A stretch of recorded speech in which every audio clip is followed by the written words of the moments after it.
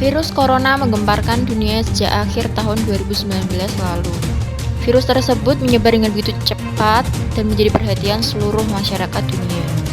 Karena belum ada vaksin dan obat untuk menyembuhkannya.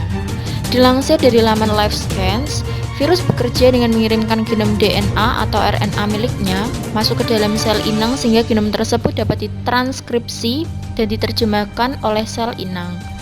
Tubuh manusia menjadi salah satu contoh inang bagi virus. Ia bisa masuk melalui saluran pernafasan atau luka terbuka. Terkadang serangga juga dapat membantu virus untuk masuk ke dalam inang. Oleh karenanya, penyakit yang disebabkan oleh virus menjadi cepat menyebar dan menular ke siapa saja. Tidak hanya virus corona tersebut yang menjadi wabah mematikan di seluruh dunia, ternyata masih banyak jenis virus yang cukup mematikan hingga saat ini.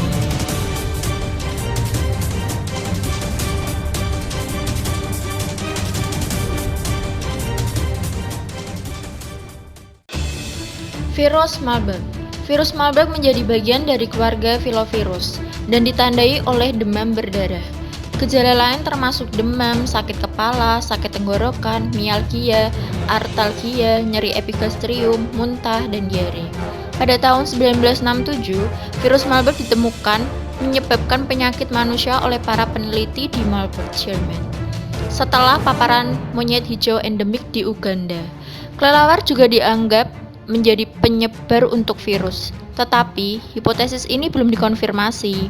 Tingkat kematian untuk virus Marburg yaitu hingga 90%. Dengan orang yang terinfeksi biasanya mati karena pendarahan ke dalam saluran pencernaan dan kulit, shock, koagulasi intravakular diseminata, dan kegagalan multi organ. Hingga saat ini belum ada terapi antivirus atau vaksin untuk mengatasi virus Marburg. Virus Ebola. Wabah virus Ebola terjadi pada tahun 2014 hingga 2016 di Afrika Barat. Ini menjadi wabah terbesar sejak ditemukannya virus pada tahun 1976. Ada lebih dari 11.000 orang meninggal akibat wabah Ebola tersebut. Para ilmuwan belum tahu dari mana asal virus Ebola ini, tetapi mereka percaya bahwa virus ini berasal dari hewan. Berdasarkan sifat dan virus yang sama, dengan kelelawar buah sebagai sumber yang paling mungkin, kelelawar yang membawa virus dapat menularkannya ke hewan lain, seperti primata, dan menyebarkannya ke populasi manusia. Paparan dan penularan dari manusia ke manusia juga dimungkinkan melalui kontak langsung dengan darah dan cairan tubuh yang terinfeksi. Gejala virus Ebola bisa tiba-tiba termasuk demam, kelelahan, nyeri otot, sakit kepala, sakit tenggorokan, muntah, diare, ruam, gangguan fungsi ginjal dan hati, dan pendarahan internal ataupun eksternal. Tidak ada pengobatan yang terbukti untuk virus Ebola. Selain itu, perawatan suportif seperti rehidrasi dengan cairan oral atau intravenal dan pengobatan gejala spesifik seperti digunakan untuk meningkatkan pasien untuk bertahan hidup. Hantavirus. Pada tahun 1993, wabah sindrom paru hantavirus terjadi di New Mexico dan Arizona. Wabah ini disebabkan oleh paparan hantavirus Cinnamomre yang menyebabkan penyakit seperti influenza ini diikuti oleh kegagalan pernafasan akut. Tikus rusa menjadi tempat inang virus ini. Dengan paparan dan penularan dimungkinkan melalui inhalasi urin atau kotoran tikus rusa. Untungnya, virus ini tidak menyebar melalui kontak manusia ke manusia. Gejala awal infeksi termasuk kelelahan, demam, dan nyeri otot, terutama pada kelompok otot besar. Batuk dan sesak nafas menjadi gejala yang muncul sekitar 4 hingga 10 hari setelah fase awal penyakit. Karena orang tidak memiliki antibodi terhadap virus ini, infeksi simptomatik adalah normal. Dengan tingkat kematian 38%. Tidak ada perawatan, penyembuhan, atau vaksin untuk virus ini. Namun, hasil bertahan hidup dapat ditingkatkan dengan pengenalan penyakit dini dan penerimaan perawatan medis, termasuk terapi oksigen untuk penyakit pernafasan parah. Virus Encephalitis Jepang. Virus ini adalah penyebab paling umum dari encephalitis virus epidemis di beberapa negara di Asia. Dengan perkiraan 68.000 kasus klinis setiap tahunnya, itu menurut catatan dari WHO. Faktanya, 24 negara di kawasan Asia Tenggara dan Pasifik Barat telah menjadi endemik penularan virus encephalitis Jepang. Penempatan lebih dari 3 miliar orang dalam resiko infeksi virus ini. Gejalanya meliputi demam, kekakuan leher, perubahan kesadaran, sakit kepala, tremor, inkoordinasi, dan kejang-kejang.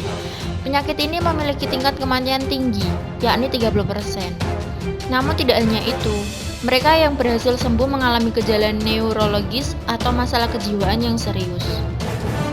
Penyakit ini menyebar ke manusia oleh nyamuk yang terinfeksi dari spesies Culex yang hidup di sawah Asia, dengan reservoir termasuk burung air dan babi. Vaksin ada untuk perlindungan terhadap virus ini, dan perlindungan terhadap nyamuk direkomendasikan di antara mereka yang beresiko tinggi terpapar. Karena belum ada terapi antivirus untuk pasien terinfeksi, pengobatannya hanya untuk sistem simptomatik.